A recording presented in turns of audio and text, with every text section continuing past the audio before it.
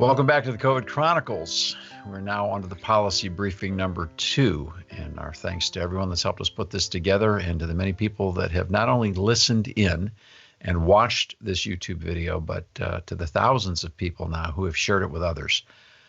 Thank you very much. We appreciate your help in getting the word out. For those of you that are brand new, I'm Dave Zanotti. You'll be hearing from Rob Walgate, the Executive Vice President of the American Policy Roundtable tonight. And we'll be listening to your questions. We don't intend to get super professional on this because we look forward to the time that we don't need to do any more of these on this particular subject. But as many of you know, we're a public policy organization that focuses on media and education and research in the arena of public policy, which means that for 40 years, we've been working to try to solve problems in America, to overcome evil by doing good, to bring back into a full discussion and into the full light of day the principles upon which the Declaration and the Constitution established this great nation. Because we believe that when we come back to those first principles, we get closer to what the promise of America really is for all of us, and that is liberty. The COVID crisis has certainly challenged us at our deepest levels regarding liberty. And that's because what's happened with the COVID crisis is an intersection of one of the most scary arenas of law, quarantine law, with one of the most scary circumstances of the human experience, which is a major pandemic. And so now those two things have collided. And we're here to examine our performance to date and to provide opportunities for us to do better. And so that's what we want to talk about. Let's start with old business. Rob Walgate, there was a contest since our last time we got together in which we not only brought forward information on this broadcast, but we also did so on the Public Square radio broadcast in which we forwarded the reality of the Wizard of Oz. Pay no attention to the man behind the curtain. And when we approached one particular state on their models, a model that was specifically created for the state of Ohio by the Ohio State University under the direction of Dr. Amy Acton, the director of the Ohio Department of Health, and they put forth a model. We grabbed the model, analyzed it, tried to fill in the blanks that were there, and then parse out the math to understand what the good doctor was trying to tell us. When we did, the numbers didn't add up.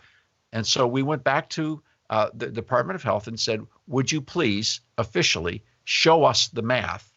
And we asked through a FOIA request, which is a formal request under the Freedom of Information Act for a state agency to share their math, to share what they owe the public as far as public records went. As the story goes, from there, pick it up. Well, we got a response from the Ohio Department of Health, and in their response, they said they do not have to share the math with us at this time. They don't have to let us know what's happening because in the state of Ohio, there was a law passed, HB 197, and that was in late March. It was a 375-page bill. It dealt with a variety of things, education, taxes, you name it, it was in this bill. Well, slid into that bill was a provision, I believe on page 327, that allows state agencies to delay FOIA requests, Freedom of Information Act requests, until 90 days after the emergency is declared over or December of 2020. So we talked about that on the Public Square, our nationwide radio program, and a lot of people heard it. So they contacted their lawmakers in Ohio, and the lawmakers, the state reps and state senators, said that that's not what was in HB 197, that there was not a provision where state agencies could withhold that information. And so then our listeners and supporters called back us and said, wait a minute, the lawmakers said, you're wrong, you're wrong. We said, we've been wrong before. We have a few times. And but this time we're not. And what we have the letter from the Ohio Department of Health. A little closer to the camera, please, Rob. Would you mind? There it is. There it is. There it is. And for those that want to read it in depth, if you go to aproundtable.org after tonight's policy briefing, scroll down to in the newsroom, and the first line you will see is this response letter. It is there. You click on the link. You can go and you can read the letter. That letter now has been sent back to all the lawmakers that said they didn't put that language in the legislation. It's clearly there. The state agencies are clearly using it to not give us the information so we can see the math. And everyone in Ohio and around the country can see the math on the models. So let's not go back to the proverbial dead horse on this one. Everybody now knows that the models were overworked and overutilized, and they were underprivileged on mathematical accuracy. Okay, we know that now, so we don't have to go back and relitigate that case. This is a different point of contention. The fact that we wanted to be able to show the evidence of that and to actually get to the point of understanding why the director of the Department of Health would feel compelled to go back to the university and ask for another model after she had presented multiple models. And what was she trying to accomplish with that? And what was the dialogue and all of that stuff that would have been readily a part of the records, which are now covered up? This is now a bona fide cover-up. And what's ironic about that is it proves the point that the Ohio General Assembly doesn't know what's going on. They voted on that legislation, and they didn't even know what they were voting on. Now, I realize that just 8 minutes into this or 6 minutes into this briefing, people are going, I got to change the channel because I'm already getting sick. This wasn't bad enough. Now you're telling me yes. We're in the public policy business, which means we're going to take you behind the scenes where there's dirt under people's fingernails and show you that on occasion, regular occasion, this is not a pretty picture. It's survivable, but it's real. How many times in your shop floor, in your classroom, in your own house, have you watched people that you love or seen in yourself behavior that's like, oh man, I messed that up. I shouldn't have done that. I should have known better. We all mess up. It's okay. Lawmakers mess up too. And there's no question on this one that this is a giant cosmic mess up. So what do we do about that? Well, we're working on that. We're going to continue to ask everyone to contact their lawmakers and to ask lawmakers to ask the Department of Health to see their math. Let's watch the Department of Health tell the Ohio General Assembly, you can't see our math. And you see, that's one of the themes we want to bring out today in regards to why we're in the mess that we're in, whether it's at the national level with Congress or the state of New York or the state of Florida, the state of Tennessee, the state of Ohio, any state of California, any state in the union. Almost no state has engaged their legislative body in this. This has all been dictatorial behavior based upon governors or county Department of Health or county or city mayors. This has been a crisis that has left the executive branch completely out of the process, as if it was simply a big hurricane and the event was going to be over in roughly 10 days to 30 days. And we've all been through this before, and the governors all put their windbreakers on, and they run out and they hand out water and sandbags and all that stuff. And that's all good. I get it. It's all necessary. But this is not that. And they've been acting as if it is, but then it's gotten worse. So as a matter of old business, no, we weren't wrong. Yes, we were right. Rob, one more time for the camera. Could you show the evidence to the world? Yep. The Ohio Department of Health letter that talks about dated. The provision. What was the date on that letter? The date on that letter was April 7, 2020. Okay. So there you go, folks. That's their claim. They're sticking to it. That's our story. We're sticking to ours. And now it's time for the General Assembly to ask the director of the Department of Health for full counting of her mathematics. Okay. Now, next order of business. We have documents that we are going to be posting at aproundtable.org. Very important documents for the nation. I'll tell you a brief story about in the book of Judges. There's a favorite story that for many of us from the book of Judges about a character named Gideon.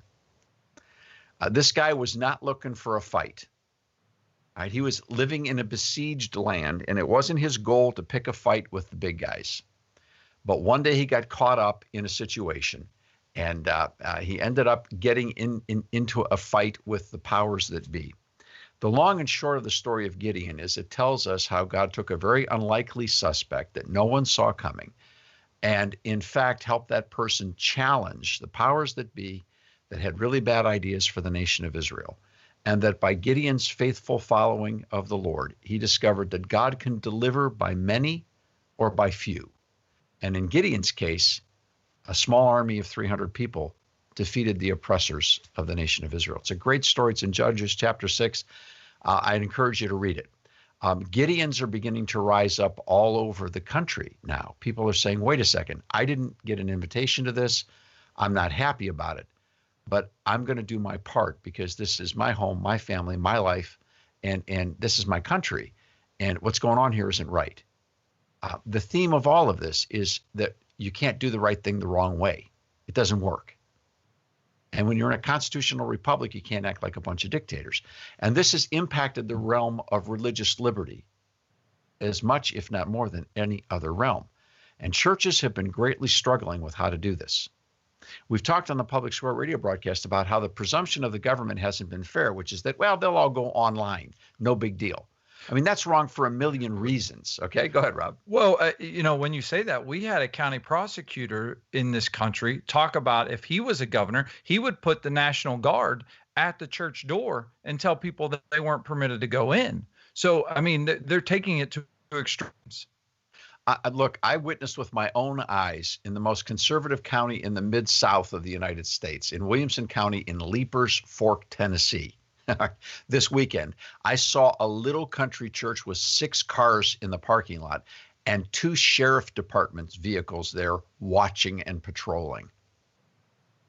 I mean, this kind of stuff, I'm telling you, and I know you've got stories. Every one of you have stories. Well, I've got a story about a Gideon. What has happened is this. The name is Pastor John Bouquet. Just like a bouquet of flowers. John is a member of the Roundtable Board of Trustees, full disclosure. And John and Rob and I and our board, we have been friends for well over 20 years. John's a superhero on our book, a really good man. And John and Sherry have a wonderful family in Ashland. He's pastored in the same church for over 30 years. John has released several documents that we will post at AP Roundtable that everyone around the nation should get a hold of. And John is calling the first document the Declaration of Worship.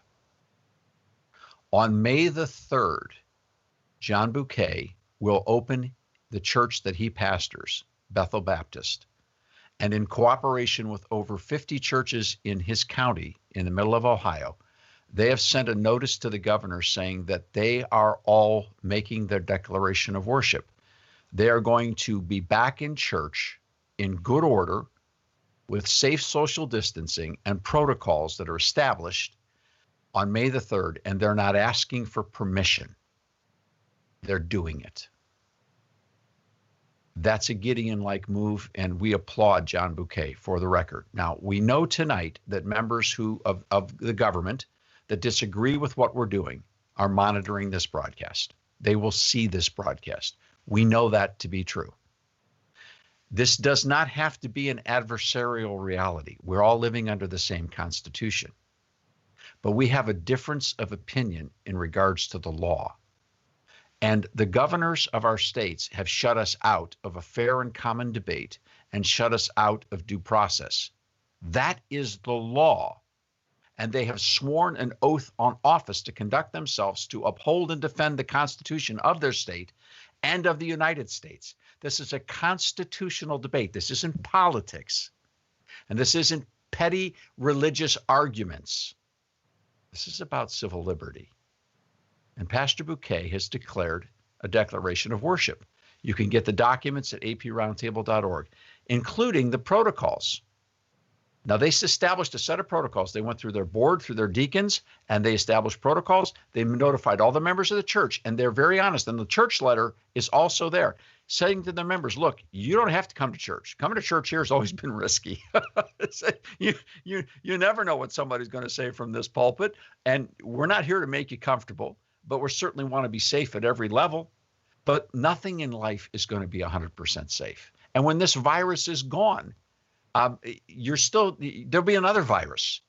So we acknowledge in a held harmless situation, you're coming to church, and if you're sick, stay home. Please stay home. And if we see you're sick, we're going to ask you to go home. But if you're not sick, you have no reason to believe that you're even potentially in a position of infecting anyone.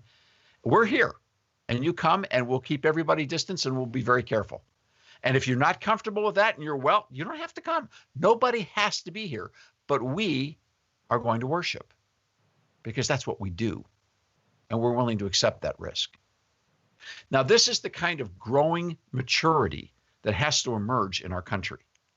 The idea that we do everything at our own risk, that there's nobody who can guarantee us a perfect life without bumps in the road. And when the bumps happen, as much as we hate them, it's why we call them accidents. It's why we call them tragedies. Nobody gets an invitation, but everybody ends up somewhere at that party. And we can't endlessly look to who are we going to blame. It's life. Let's get on with it. There's no compulsion in this declaration of worship. There's no compulsion in the protocols. Church membership is not, nobody's keeping score. Nobody's taking records and handing out stars. But this is what they're going to do. And I think that's a Gideon moment. And all of those pieces and documents are now going to be posted at aproundtable.org. We're going to cover it on thepublicsquare.com as well. And now let's go to another subject. Rob, let's talk about killing hospitals. All right, remember that we were told the reason we're flattening the curve is to protect our hospitals and protect their capacity. Now we're getting documents from all over the country, and you've got verification that instead of when we flattened the curve, we also flattened our hospitals. Well, we can look at Boston, Massachusetts, Tulsa, Oklahoma, Columbia, South Carolina, Cleveland, Ohio. It's all over the country.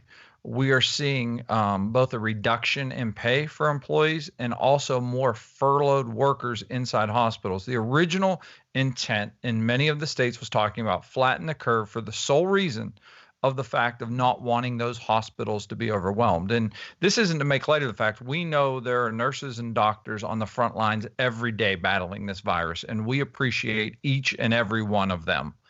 But we also understand the fact that there's hospitals that have cut elective services. There's people that are not receiving treatment that they would like to receive all across this country. And because of that, we're seeing workers furloughed, we're seeing salaries cut, and we're also seeing medical practices close down. So what we're doing is we're killing the hospitals. We're shutting down ER rooms. We're shutting down emergency rooms. Without elective surgeries, hospitals are bleeding out financially. Well, let's think about that. If this were to continue through the summer, there'd be hospitals that would literally go out of business. How in the world does that help us address a pandemic? Well, and you look at situations like I talked to someone who had a colonoscopy scheduled for the end of March, and now that's been pushed back a few months. And the talk is, well, if there's something where a doc says, if you would have had 2 months more treatment, I mean, there's so many things in play when you look at the big picture that the thought of pushing all these people away from medical treatment for a few months can be a very scary situation, both on the employment and the economic side and both on the people that were to receive that treatment. And our opponents listening right now are screaming at the screen saying that the federal government will bail them out, the state will bail them out. Friends, let's talk about it. The bailout is mythical. It's all debt at the federal level, 100%. And it ought to terrify us to see what they're doing. We were opposed to the stimulus bills back in 2008 and 2009. We were deeply opposed to the auto bailout. And then what happened to private industries? We were adamantly opposed to too big to fail. Right? That mindset and creating debt and buying people out because they were too big to fail. But you see, once you go there, how easy it is to go there again. Now we're looking at the third, perhaps the fourth shot where the government's going to go back and create another $500 billion, $250 billion, another $500 billion of debt. For what purpose? Go ahead. And in some of this creation of debt, we've also seen where employees have turned against business owners because with a number of these bailouts, because a number of these unemployment benefits that have been extended, there's some people that are turning in their employers to health departments and other things because they can make more at home and they would rather the business not open back up as an employee so that they can make more sitting at home. So it's divided a lot of people.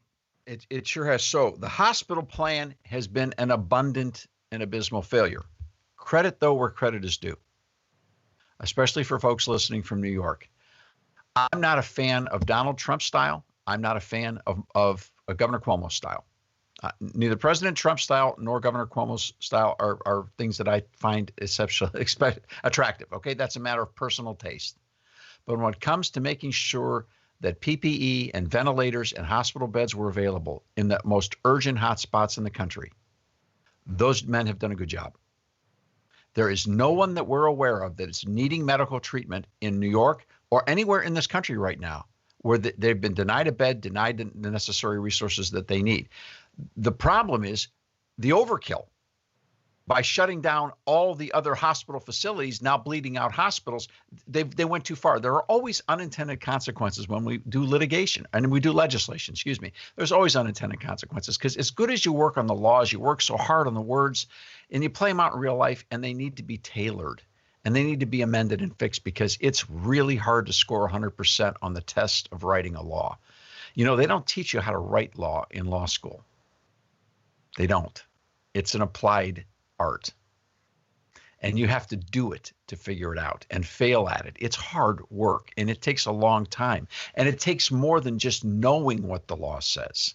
It's a difficult language to learn and a process to be a part of. So there are unintended consequences all the time.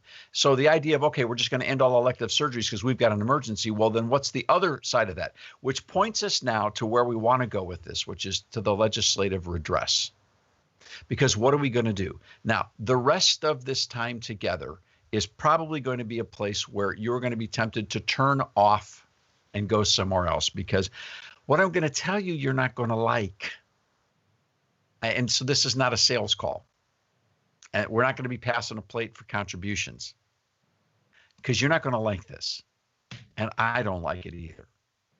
But the greatest deficit that we have in our country is leadership right now. It's leadership. And we cannot ask people at the top of this paradigm to continue to lead on the platform that they have. This is why the governors are in trouble, because they have not been turning to the state lawmakers and to the legislative process. This is why the president's in a bit of trouble, because Congress has not been an intimate player other than writing the checks. Congress has not been deeply involved in this process. But it's amplified even greater at the state level because that's where most of the authority for these decisions rightly flows from. And governors have been flying solo without the legislature. And the legislatures have been happy to sit back and say, hey, you want to take the heat? Go for it.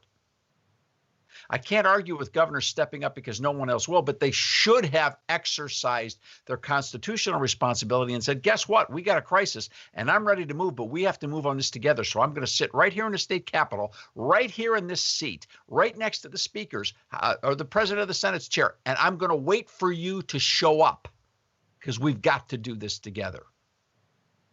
That was the right formula. But they didn't do that. They still have time. But we've got to call out the state lawmakers who don't even know what they're voting on in some states and say, what's taking you so long? So let's talk about the legislative reforms that are necessary. Michigan took a shot. They decided to try to work to end the lockouts. These aren't shutdowns anymore, folks. These aren't lockdowns. These are lockouts because the dictatorial governors across the country are talking about letting us come back into normality, letting us come back into society. Let me come back into society. What is this? Is this like COVID limbo or what is? Am I in purgatory? Where am I? What do you mean? I've got to be permitted to come back into society. When did I leave society? When did you leave society? Listen to their language. It's bizarre. So now they're telling us what the threshold is to come back in. No. It's time for the legislature to get involved. Michigan attempted to stop the lockdowns and the lockouts. Well, now they've got a battle with their governor. Why are the lawmakers in Ohio and Tennessee and Florida not getting more engaged and saying, Governor, it's up, it's over. We're passing a joint resolution right now that says this crisis, as far as locking down our economy, is over in 72 hours. Deal with it. Come up with a plan and we'll help you. When I think that's one thing that people across the country have talked about, it seems like it's being left to one person in each state that gets to pick the winners and the losers. You referenced Michigan, where there is a governor that's picking the winners and the losers, who can operate, who can stay in business, who can't. They said if you get pulled over in the state of Michigan, don't say you're going to church, say you're going to buy liquor or weed or lottery tickets, because those are still allowed. but if you're going to church, that won't be permitted. So, and for the children listening to this broadcast, that was a joke, kids. No, don't listen to what I said. Ask your parents to explain that. All right. So now, I understand what people are going to say. They're going to say, Dave, honestly, pat me on the head. Go ahead. It's pat the television and say, you guys are so naive. You always try to tell us how to do the right. You don't understand the way. 40 years, folks. 40 years we've been at this. There comes a point in time when normal is not a good enough answer. When, they'll never do that isn't sufficient. Now, look, I can't grab anybody through this screen by the face and say, you got to change, because they're counting on you to have that reaction. But they're counting on us to walk away. And the only reason they haven't rescinded all of this nonsense is because they don't believe we're serious enough yet. And they also know that as soon as they let go of it, we'll go away. It's a game with them. They know the pressure will disappear and no one will do anything more. Let me tell you something. We can never have elected officials do to us again what they've done in this process, which means we have to send people into the electoral process this year, and we have to send them in 2022 and 2024, and we have to change the kinds of people that are in our state legislatures and in our governor's chairs. This has got to change. Now, in the process, before I get too far ahead of myself, let's go back to legislation. The quarantine reform package that we have proposed is being picked up by a number of states. We're using Ohio as a base of our test line because that's where one of the biggest problems is in the country right now. And it's so amplified to the point of embarrassment with the way Governor DeWine and Dr. Acton have performed and what they've been doing. So we've got an excellent example there of reforming the laws so that the legislature will be involved going forward in any type of an emergency like this going forward in the future. There's 5 key principles in that. Those principles are enunciated at our website at aproundtable.org.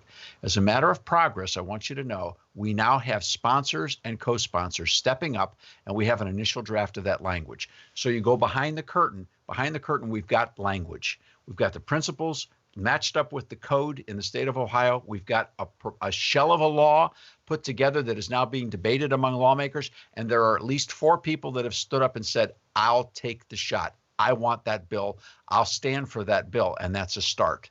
There's 100 members of the 199. No, there's 99. How many state lawmakers in Ohio? 132. 132. 33 senators, 99 House members in Ohio. Okay, thanks, Rob. So there's that. And so we've got 4 standing up. We need 50 to make it work. So we're on the way. We're on the way. The Speaker of the House doesn't want to talk about it at this stage in the game. Obviously, it would be helpful to have the House Speaker. And I know they're listening, to have the House Speaker lead. This is an easy bill that could pass in a week. It's not complicated. It really isn't complicated. What's the key to it? The governor can be involved. The director of the Department of Health can be involved. But if we're going to face another crisis like this, what we have to do is the legislature must be engaged within 72 hours of the identification of the crisis. The governor can call the shot. The director of the Department of Health can get started. But within 72 hours, they've got to be in front of the legislature for a joint resolution that says we're going in this together. And the clock on the matter is held in the hands of the legislature. They decide how long that process can go on. The law will say it can only last for 30 days, and it can only go forward under these different pieces and parts, and the legislature holds the clock. That's the key. And the clock is in the law, not in the wishes of the director of the Department of Health or a bunch of models. Never again. Why is that important to do and to do now? Because they're already talking today on television about there's going to be a surge in the fall. There's going to be a surge in the fall. How are we going to handle that?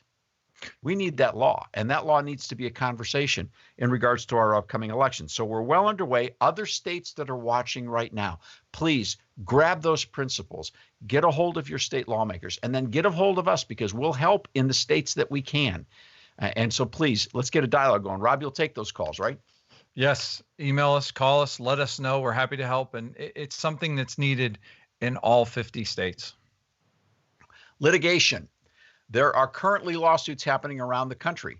You perhaps heard that Attorney General Barr was on a radio program this week, and he stated the fact that they at the Department of Justice are reviewing these orders being put up by the governors, and the Attorney General is not real happy with them. He sees that they are definitely over the edge, and where they are over the edge, he says they're trying to, quote, jawbone the governors. Interesting comment, also referring to the book of Judges. I don't know if he knows where that's where that illustration actually comes from, but he may. But Attorney General Barr said after the jawboning, then the Department of Justice is willing to enter into litigation on behalf of the plaintiffs. That's a big deal, friends. If your governor is out of control, it's time to contact the Department of Justice and say, we need help. Their phone number's in the phone book. It's online. You can get to the Department of Justice and ask for help. The phone book. I'll pull that out. That brings us to a question. We're getting questions pouring in online. Please continue to send in questions talking about civil liberties. Someone writes in and asks, where is the ACLU in all this? Shouldn't they be standing alongside on these civil liberties questions? So I've pulled up what the homepage, we've had this discussion at Roundtable multiple times, and I've pulled up what the homepage of the ACLU said last week when they were asking for gifts. And they said, your gift will fund our critical work to protect voting rights, demand that vulnerable people in prisons, jails, and immigration detention centers be released, and fight to ensure reproductive health care remains open and accessible to all who need it. Now more than ever, we the people means all of us. So that was the front page of the ACLU during this pandemic. So civil liberties when people are being locked in their homes by the government, prohibited from free expression, gatherings, worship, other types of meetings, ACLU, nowhere to be found. Okay. Well, in regards to litigation, there's another suit that's been filed by the 1851 organization, which is a libertarian law firm out of Columbus, Ohio, that we are in communication with. And their lead counsel has filed suit on behalf of a bridal shop in Central Ohio that was picked to be a loser by Governor DeWine and Director Acton, and they're shut down. And they feel that they have been denied due process of law, and therefore this suit is now in federal court. It has been assigned a judge. There is a hearing that's upcoming. Their first attempt to get the judge to jump quickly into a temporary order to allow the business to be open was denied, but the hearing will go forward in, I think it's scheduled for May 11th. May 11th, yeah. And that's what we're seeing is the government picking the winners and the losers, but we're seeing also government then issue I want to say bullying letters to people who aren't willing to just lay down. The Attorney General has been sending them out to businesses all over the state of Ohio, letting them know that they are not to move forward and to go forward. And some people are defying those orders, and they do want their day in court based on their civil liberties being infringed upon. So there are lawsuits happening. If you are aware of people that would be good plaintiffs, we just found one today. Here's a very fast developing piece of news. Schools have been notified. Christian schools, religious schools have been notified. These are non-public schools, state chartered schools in the state of Ohio, that the state is delaying their supplemental fund payment. Now, supplemental funds in the state of Ohio are funds that are required by law to go to non-public schools that are state chartered because they're doing the job of education as well. And they're doing part of the job that the public schools would be doing. And so they receive a small supplemental amount of money every year per pupil. And now the state is basically saying, we're not going to pay you on time. We're not going to tell you when we're going to pay you, but we'll get to it, but we're not going to pay you on time. Our first review of the law and a couple of phone calls says that's not legal. Therefore, if you are aware of that happening anywhere in the nation where the state is beginning to fail to meet its financial commitments that they're obligated to do by law, that is a potential lawsuit. That's the place to contact your state attorney general. It's a place to contact your corporate counsel if you're a part of that school board, and to pursue quickly to get a filing in court to require the state to do their job. Now, why are the states beginning to do this? Because they're going broke in a hurry. Now, some people think that what the states are really planning on doing is going broke as fast as they can and then getting a bailout. I'd like to tell you that I saw that coming from the beginning. I didn't think they would dare, but it looks like that's exactly where they're heading. In fact, there's been reports today on a number of media sources that in the city of Chicago, there's been documented sources have said that they're saying, what do we care about our budget? I mean, we're going to go for a bailout anyhow. We're going to get some of this COVID money. That was the way that was quoted in the media reports today.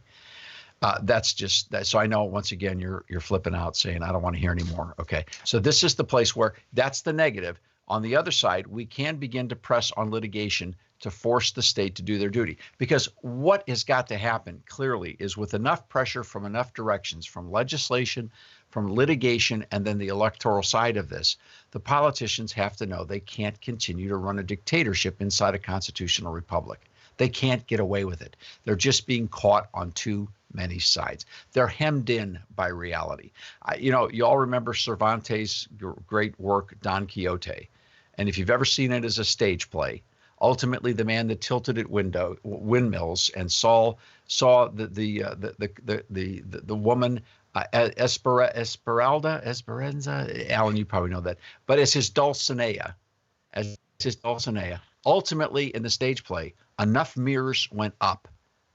They all put mirrors up around him where he finally had to look at himself and where he was and realize he wasn't a great knight on a mighty steed. He was a guy riding a donkey, tilting at windmills. Now, someone has to help some of these governors come to a point of realizing they've simply gone too far. One of the things that's happening, we can tell you from behind the scenes, but as always, we can't tell you everything because that we can't function that way in this type of work. There is great dissension inside the Republican Party, nationally and at the state level, about the way this is being handled. And in some states, it's getting very unattractive. I can tell you that particularly in the state of Ohio, Mike DeWine is being challenged by his own party members, elected officials. They are not happy with what he's doing. They are exceptionally unhappy with the way that he's done it with using the Department of Health and Dr. Acton, and it's not pretty. So there are mirrors going up all over the place, and our job is to continue to try to hem this in by reality. And I think you see that as well in states where mayors and governors may not be on the same page. And that gets to a question that came in is, what role does it play when it comes to mayors and governors? If a governor opens a state, can a mayor keep a city locked down?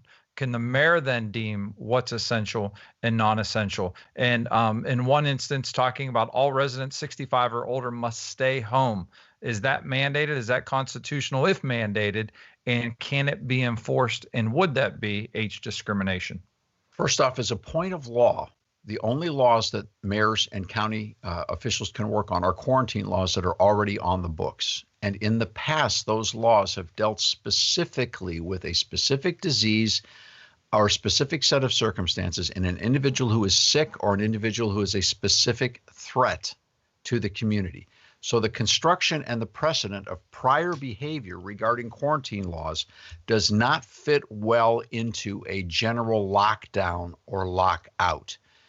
What we've got in this experience is excessive. It's beyond the behavior that was exhibited even back in the pandemic of 1918 and the Spanish flu.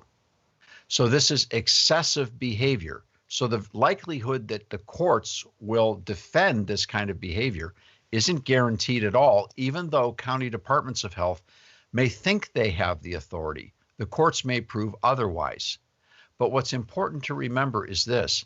If the local county that you're in, particularly if you're in Central Florida, and you've got a county mayor like Jerry Demings of Orange County, who's attempting to tell Disney and Universal and other places when they will and won't open up based on his designs, or you live in the city of Columbus, Ohio, where the mayor is saying the city of Columbus will not open until the state passes a mandatory mask list, a mask law, that everyone outside their home must wear a mask. This is what the mayor of Columbus is saying out loud. Now, oh boy, you need a new mayor, Columbus. Okay, this is like way out of the zone of reality. And what's happened is these folks are weaponizing this debate because they're angry. There's become a pro-shutdown group and an anti-shutdown group. And unfortunately, it very much skews along the line of free market people versus socialists. I'm sorry, but that tends to be the honest truth about this. They want to turn this into a fight over politics. Look, we can have that fight every day in all kinds of ways, but you can't do it by abusing the law and locking people down in their homes. So I'm going to tell you, the only way to stop these people is to challenge the illegitimacy of their authority. You can do that through city council, and if city council won't listen to you, then you have to have your own declaration of worship, your own declaration of freedom. But you have to raise the mirrors of reality, and there has to be a continued resistance, or else they will take away your liberty. Let's talk about Columbus, Ohio, because we want to get to elections in a minute. For more questions in just a second. The reason that's so dangerous is Columbus, Ohio has basically done what the city of Nashville has done. The whole county of Davidson County is now the city of Nashville and back and forth. It's now Metro Nashville. Well, in Columbus, Ohio, it's, quote, the biggest city in Ohio only because it's the biggest land mass. They basically took all of Franklin County and made it Columbus City. They extended and annexed the borders on the way out. Now, if that mayor decides without a face mask law that we can't have in-person voting in Franklin County in November, he could upend an entire election based on his own fiat. You realize that? He could dictate that without masks, no polling places can be open. Or if you show up at a polling place, he could put police there at every polling place and say, you may not proceed and enter. He could try that. And by so doing, he could end the election and then turn around and have Ohio's electoral votes off the map in regards to the Electoral College. And if you say, oh, that could never happen, you're locked in your home. If I told you that was going to happen in December, you never would have believed it. Look, these people are literally out there in the newspaper every day defying the law and the Constitution, daring people to stop them. You don't think they wouldn't get worse, more vengeful, more weaponized?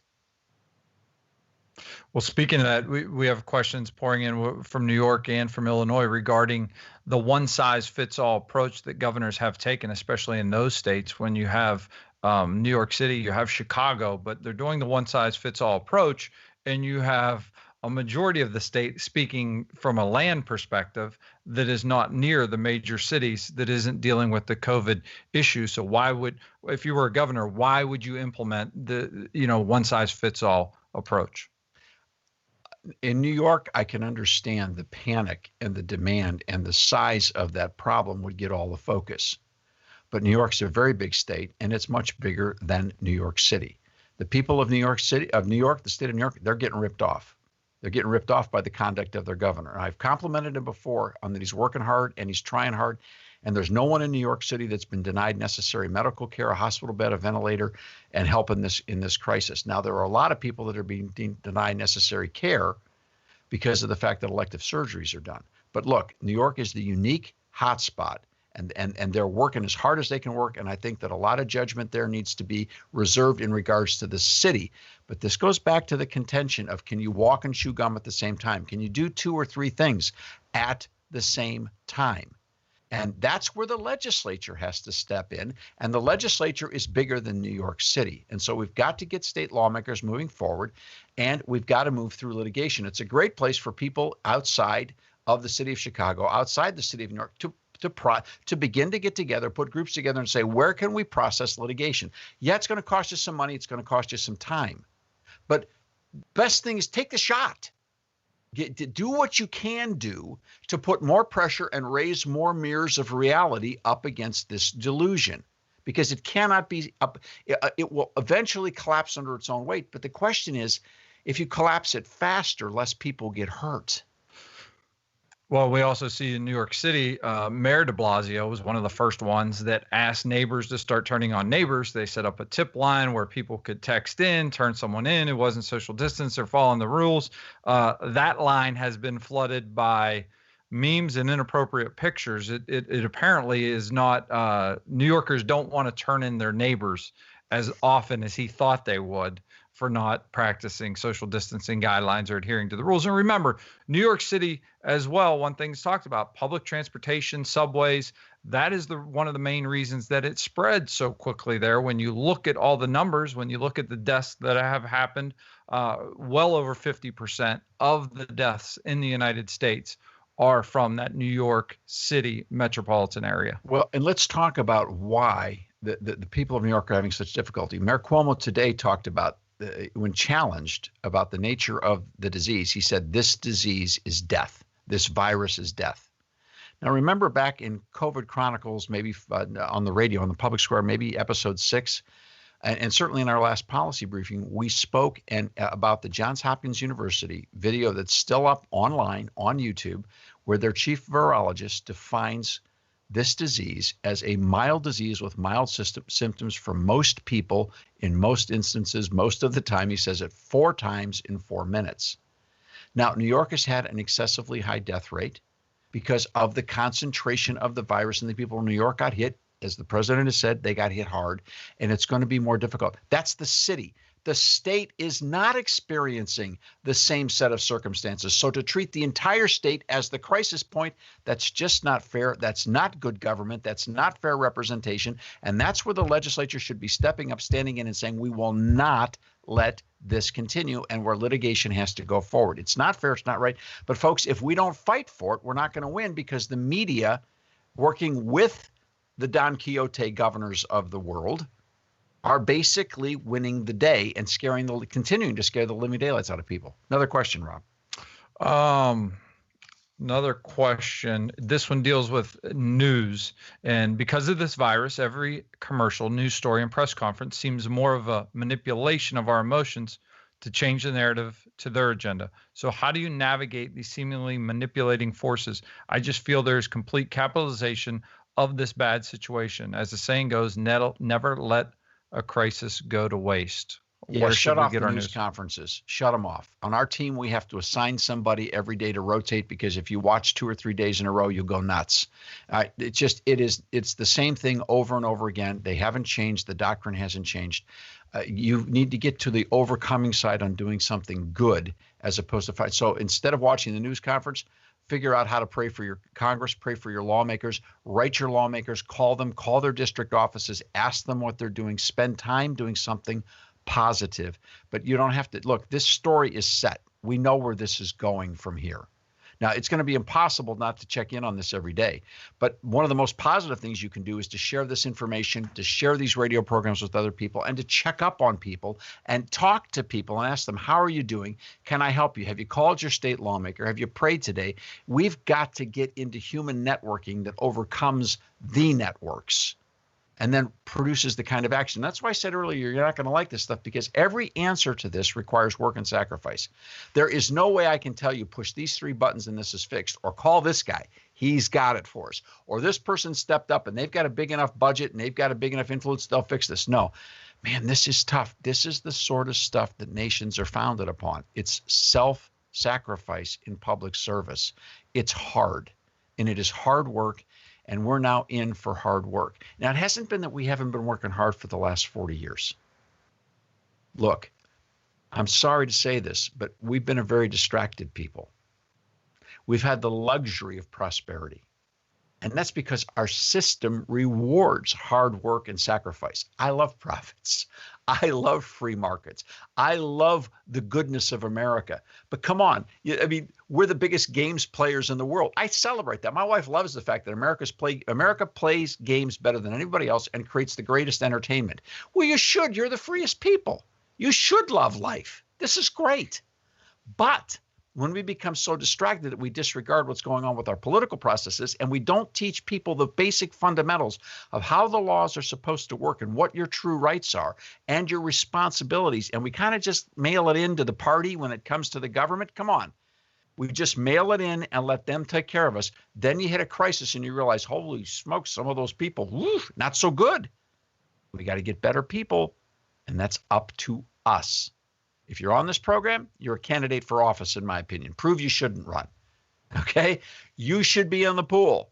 And if you can prove you can't run, then what have you got that you can give to help somebody who will? It's that desperate, friends. Go ahead, Rob. Another question. This one deals with vaccines as well as antibody testing. Obviously, there's a difference between mandatory and non-mandatory. Should there be a requirement, though, for someone we're hearing talk about to re-enter society? Should someone prove they were either vaccinated or have antibodies from having the illness before they're able to be released, if you will? Yeah, unfortunately, we go back to the saddest example in the 50 states, which is the state of Ohio, and Dr. Amy Acton. She's been talking now about an immunization passport or something as her dream scene. Her dream objective is that you're able to walk forward with papers that show how clean your bill of health is, and you're able to navigate society. Won't it be wonderful when we get there? No. That's a really dumb idea for a lot of reasons. Now, there's different levels of testing. As much as we all wish we had a vaccine tomorrow, there's a certain irony. I won't say it's a blessing. I'll just say right now it's an irony that we can't get one for probably a year. Because by the time we get to there, we're probably going to have a lot better restored mind on what this really is and what it really means. And it's important because when that vaccine comes out, it's not going to be 100% effective. None of them are. Most of them top out around 40%. But you don't hear people ever saying that. They say we can't open up until we have a vaccine. Well, if the vaccine's only 40% effective, then are you going to stay 60% closed? You ever heard a reporter ask that question? You see, okay. So vaccines alone aren't the answer. Mandatory vaccines for this type of disease, I don't know. Now, if you're a part of the vulnerable group and you don't take the vaccine, that's between you and God. But I've got to question common sense. When the vaccine comes out, I'll take it. I don't find the idea of a vaccine in and of itself onerous or a problem. Will it have to be? If it's such a good idea, why would it have to be dictated? Why would it have to be mandated? Wouldn't everybody want it? So I don't think that we want to jump the mandatory discussion yet until we get there. Because by the time we get there, we may have some very different ideas about this. Plus, viruses mutate, friends. That's why they have to have different vaccines every year. So we're going to be at this for a while.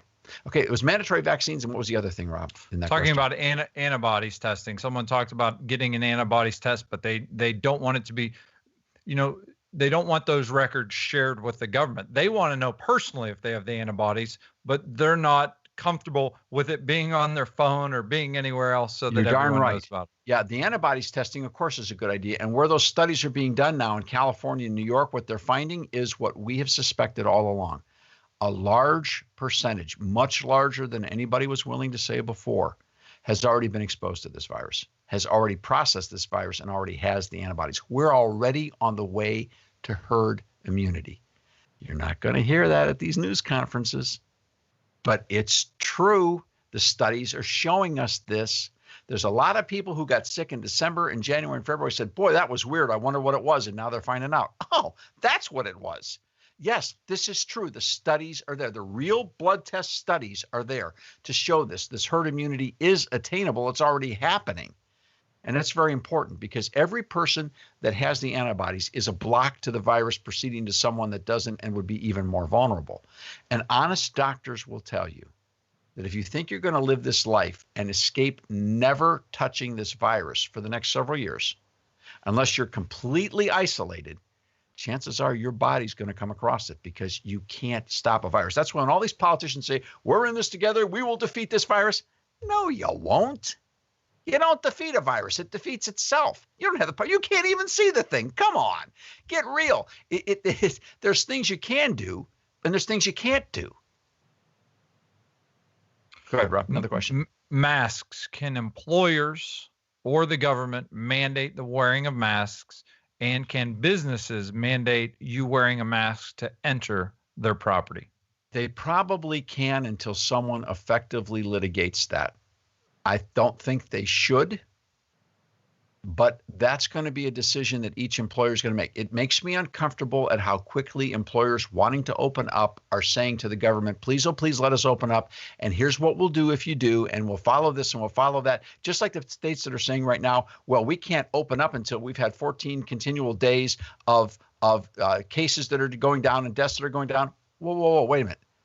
The number of cases, the reporting of number of cases varies dramatically. We are hearing reports from around the country that any case that looks like upper respiratory is automatically now being charted as COVID, right, Rob? Well, I know in a number of states, they're breaking them out and they're saying confirmed cases, then they're saying probable cases. But the problem is the very next day, those probable cases get rolled into the confirmed cases. So the numbers continue to grow and there's no way to, I mean, we have to keep separate charts with lines to divide everything up. And so how we about know. death counts? All right, Yeah. death counts are also being altered right now in regards to COVID. So there's some cooking of the books to keep the numbers outside the CDC guidelines. Could very well be possible. But here's the point. Who said that those CDC guidelines? Come on. That's like presenting your homework to a teacher, and every time you present it for extra credit, they say, no, you got to do one more thing. You got to do one more thing. They're also stretching as well. I know there's been connections that have tried to be made from people being at the same event, you know, with a few thousand people, and those people died weeks apart. And they're saying, well, they were all at this event together. Well, that particular sporting event may have had 5,000 people there, 10,000 people there. Just the fact that these people were there that passed away from coronavirus doesn't mean that they were connected in that environment. I had a friend say to me yesterday, we had a long conversation about this, a highly qualified individual in the field of liability insurance, et cetera. He said to me, who wants to play the game if you don't know the rules? And if you're constantly changing the rules, how do you ever effectively navigate through this process, especially when you're doing it arbitrarily with non-elected officials?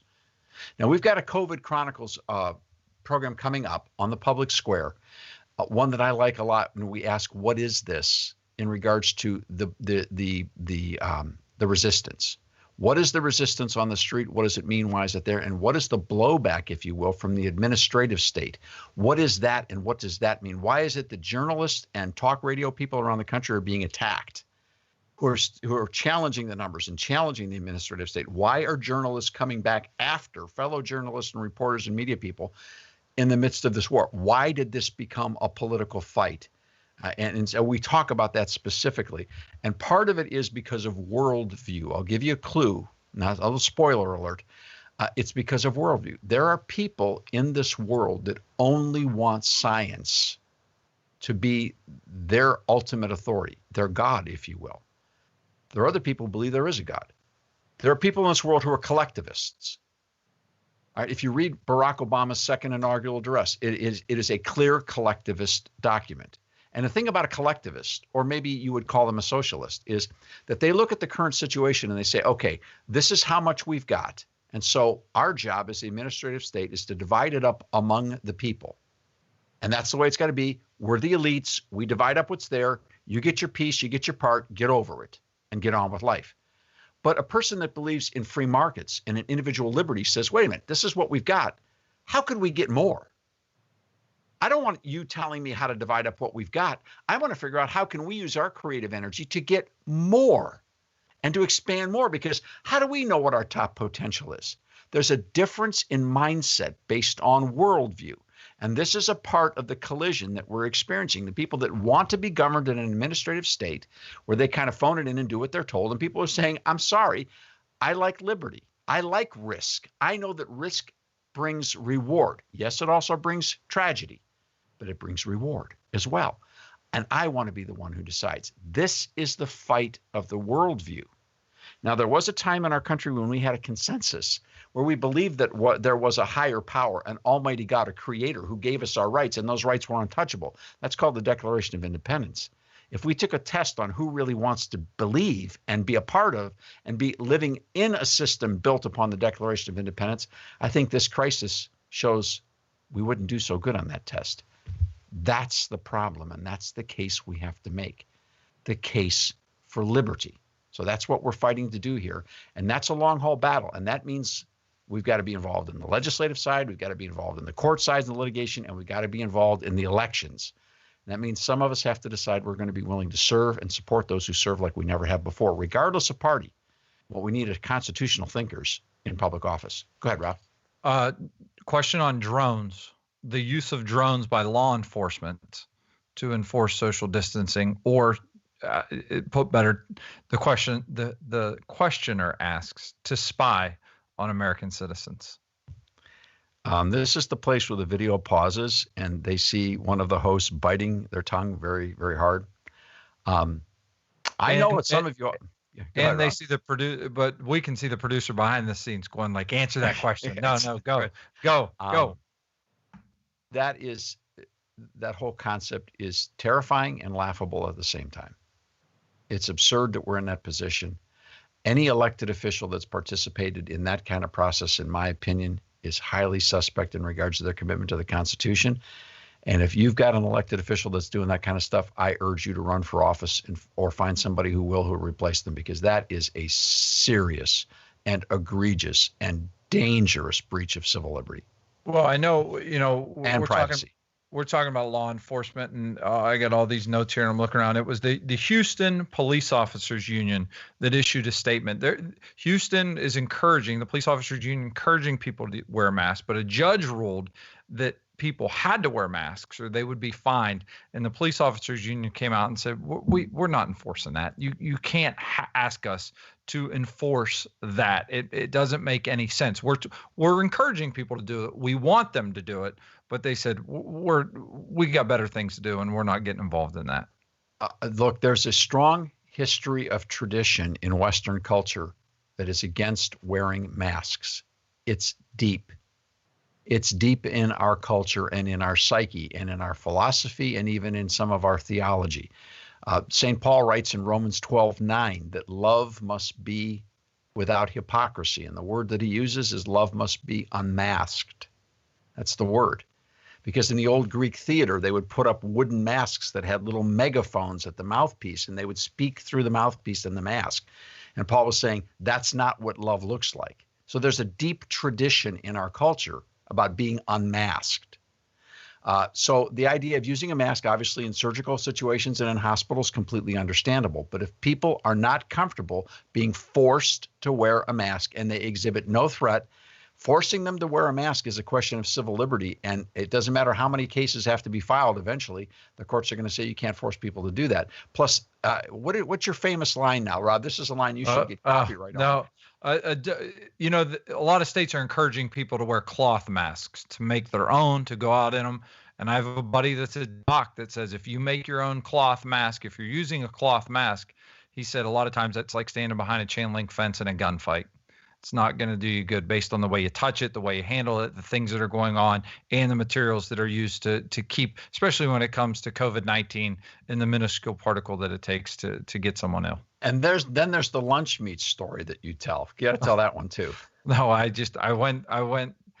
Those that know me know I've been known to use a lot of Purell even before COVID-19 became an issue across the world.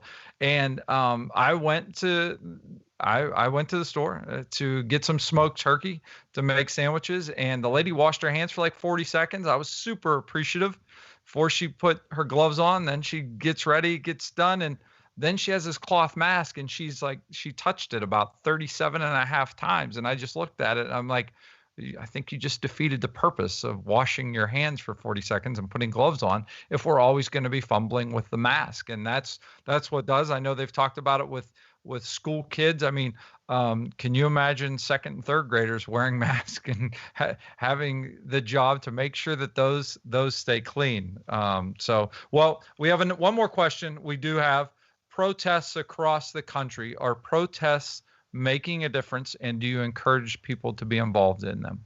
I think protests are making a difference, and I applaud the people that have the courage of their conviction to go out and get a sign and try to do something positive. I think we have to be very careful. I think it's always risky when you're around other people that are liable to bring in messaging that you don't agree with, that you get seen as a part of that. There's risks that are involved, but I admire the people that are out on the streets that are doing it. I think that everything we do should be protesting against the illegitimate abuse of power by governors, county officials, and mayors outside of constitutional authority. But protest is never enough. Protest is a part. Resistance is a part. Exposing evil is important. Resisting it by protest is important, but ultimately it has to be overcome. And the way that it is ultimately overcome is by taking these quarantine law proposals, going to the people that are running for your state legislature, for your House seat, for your Senate seats, and saying to them, Will you support this kind of legislation? Will you introduce this kind of legislation? Will you do it now? And if you're not an incumbent, will you pledge to do it? Because if you do, then we have a conversation about supporting you. And if you don't, we don't have any conversation. If you believe this thing should not be repeated, then you need quarantine reform legislation, and ask them where they stand. And if they don't have a clue, you make your own decision. Okay? Well, and you speak about that with elected officials. And after our last policy briefing last week that we held, a number of people reached out to me and talked about their willingness to get involved. They'd studied the state they lived in. They'd studied the House and the Senate district. They knew what it was, who they would be up against if they were to run in the next election.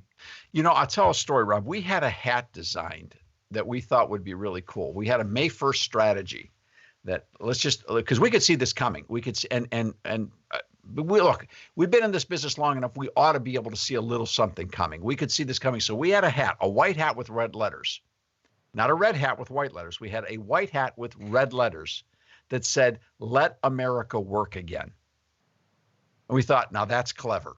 That could really work. That would go over big. We actually had the hat designed, and we've got a picture of what the design would look like. And we're thinking, let's get the hats made. Let's just say, everybody here, just take them. Wear this hat. Let America work again. But I stopped because I realized that the grammar is wrong. We should never have to ask for permission to work. That's our God-given right. And it's a commandment from the Creator that we be productive on this earth and that we provide for ourselves and our families. Government doesn't give us that right. God has given us that responsibility. And we have to find elected officials that will align with that view of life. That's where it comes down to. It's not going to be easy, but we've been at this for 40 years. And the folks that are now in position to take over the work of the Roundtable into the next generation, they're in for life. We'll be here 40 more years. Truth isn't going to change, friends. The truth will set us free. So thank you for being a part of this. Keep sending your questions in. Please go to aproundtable.org for the documents we talked about, especially the Declaration of Worship for churches on May 3rd, and then all the other documents as well. And please be listening to this week's edition or tomorrow's a daily edition of the Public Square, and share these broadcasts with your friends. Thanks to Alan C. Duncan, our executive producer. Rob Walgate, thank you, my friend, for doing a wonderful job. For Anna Welch as well for her monitoring and graphics. And we will see you next time. We'll let you know when the next one's coming. Keep watching on your emails. And thanks for being a part of this.